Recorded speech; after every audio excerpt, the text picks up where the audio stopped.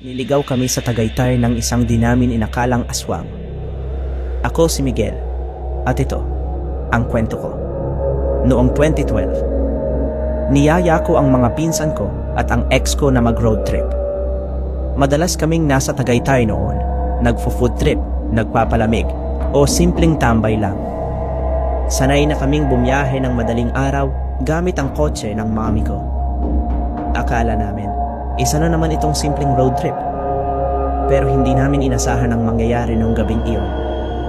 2:00 ng madaling araw, natapos na kaming magtambay sa view site. Pagkatapos kumain, nagkayayaan kaming pumunta sa People's Park. Hindi ito ang unang beses naming pumunta doon, pero ngayon lang namin naisipang pumunta ng madaling araw. Alam kong sarado pa ang park, pero itinuloy ko pa rin ang pagmamaneho. Ako ang nagdadrive, katabi ko ang ex ko sa harap at nasa likod ang 3 pinsan ko. Sa daan papunta ng People's Park, yung daan patungong Tagaytay Highlands. Malakas ang music namin habang nakababa ang mga bintana ng sasakyan. Kumakanta kami ng sabay, pati ang 2 pinsan ko, pero may isang natulog na sa likod. Nang bigla na lang may nakita kong malaking itim na aso sa gitna ng daan. Nakaupo ito na parang tao. Kasing laki ng tao ang aso, pero malinaw na aso ito. Tinuro ko ito sa mga kasama ko at lahat kami napatingin. Kita ng lahat, pero binilisan ko ang takbo ng sasakyan para lampasan ito. Natahimik kaming lahat, pero maya-maya, nagsalita ang isa kong pinsan. Isara niyo na ang bintana, iba na ang nararamdaman ko. Sinunod ko agad. Biglang lumamig ang paligid at parang may mabigat na aura. Sanay ang pinsan kong ito sa mga kababalaghan, kaya walang nagduda sa sinabi niya. Yung isa naming pinsan, nagbibiro pa, pero napansin kong unti-unti siyang natahimik. Ang kapansin-pansin, kahit nagpatuloy kami, biglang nagmoist ang windshield at mga bintana. Hirap akong makita ang daan, pero tuloy pa rin ako sa pagmamaneho. "Huwag kang titigil," bulong ng pinsan ko. Habang umaandar, narinig ko ang pinsan ko ulit. "Inaaswang tayo, maglagay kayo ng 1 piso sa bulsa para di kayo madala. Lakasan nyo ang loob nyo." Hindi ko maiwasang kabahan. Maya-maya, may lumabas na hugis kamay sa bintana, unti-unting dumidiin at kumakalat. Parang kinalmot mula sa labas. Bigla na lang, yung pinsan kong hindi naniniwala kanina, nagsabing, "Iba na talaga to." Naniniwala na ako. Paglampas namin sa isang kurbada, napansin namin ang poste ng ilaw na parang nadaanan na namin. Nang madaanan namin ito, biglang pumutok ang ilaw. Ngunit sa rear view mirror, kita kong parang hindi ito nasira. Sa puntong iyon, alam namin, hindi kami nag-iisa. Nararamdaman ko na nililigaw kami. Biglang sumulpot ang isang motor sa likuran. Hindi ko makita ang mukha ng nagmomotor dahil naka-helmet ito at itim ang visor niya. Hindi siya nag-overtake, sumusunod lang. Mag-subscribe kay Kanto Kwento para sa higit pang kakatakutan. Nakakatakot ang presensya niya sa likod namin.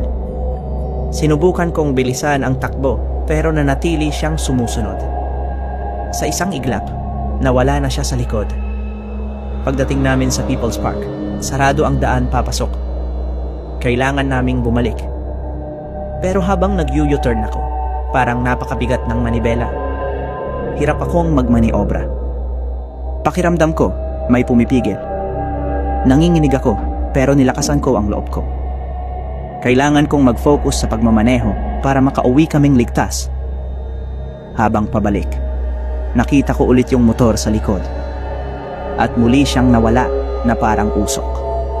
Dumaan ulit kami sa mga kurbada, pero puro kaliwa na lang ang daan. Nililigaw pa rin kami ng aswang.